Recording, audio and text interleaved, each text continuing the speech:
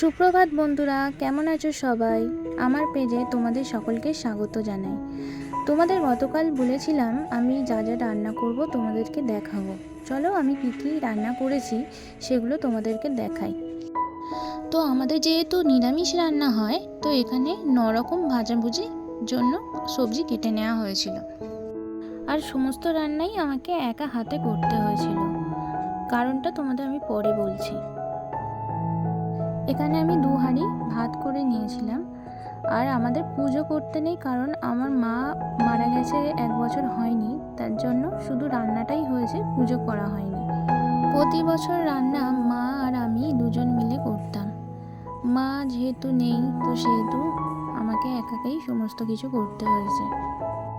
রান্না করার সময় মায়ের কথা ভীষণভাবে খুব মনে পড়ছিল। সমস্ত ভাজাভুজি সব অল্প অল্প করে করেছিলাম, কারণ আমাদের যেহেতু নিরামিষ, সেই জন্য কাউকে সেভাবে বলা হয় না। চলো তোমাদের ভাজাভুজিগুলো দেখাই। এখানে ঢেঁড়স ভাজা, কুমড়ো ভাজা, কলা ভাজা, বেগুন ভাজা, পটল ভাজা, কড়াই ভাজা, আলু ভাজা, উচ্ছে ভাজা, চিচিঙে ভাজা, এগুলো সমস্ত করে নিয়েছিলাম। আর এখানে রইল নারকেলের ছাই। গতকাল রাত্রে পিঁপড়ে যাতে না ধরে, তার জন্য আমি চকের দিয়ে সার্কেল করে দিয়েছিলাম, কিন্তু তাও দেখো বন্ধুরা, তাও পিঁপড়ে ধরে গেছে। যেহেতু বর অফিস বেরোবে, তাই ওকে আগে খেতে দিয়ে দেবো।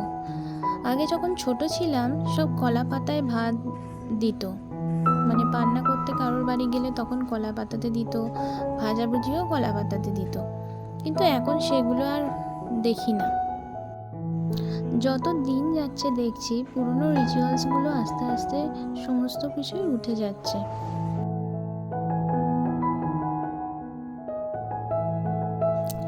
পান্তা ভাত বাড়া হয়ে গেছে, এবার আমি ওকে ভাজাভুজিগুলো দিয়ে দেবো।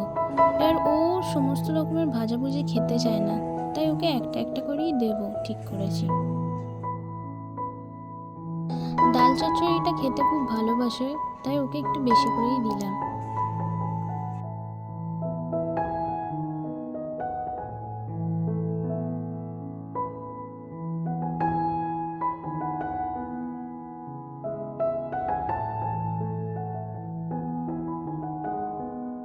এবার সমস্ত ভাজাভুজিগুলো আমি একটা একটা করে ওকে দিয়ে দেবো।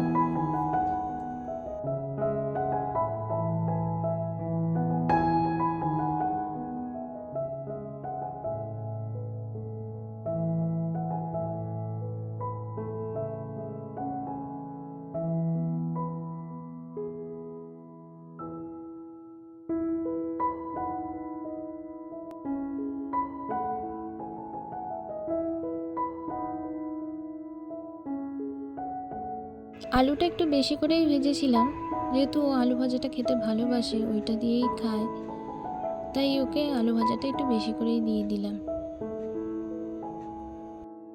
নারকেলের ছাই খাবে না বললো, তাই আর দিলাম না।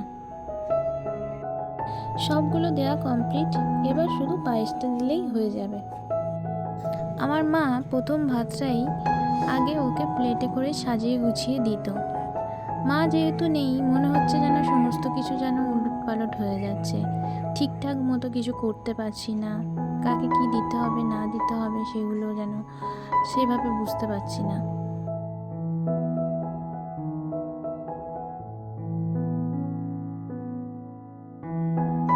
যাই হোক, আর বেশি দেরি করব না, পায়েসটা এবার ওকে তুলে দিলাম।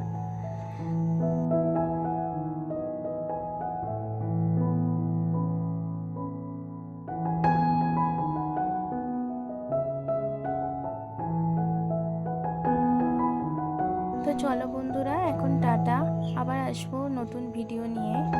ততক্ষণে তোমরা সুস্থ থেকো, ভালো থেকো।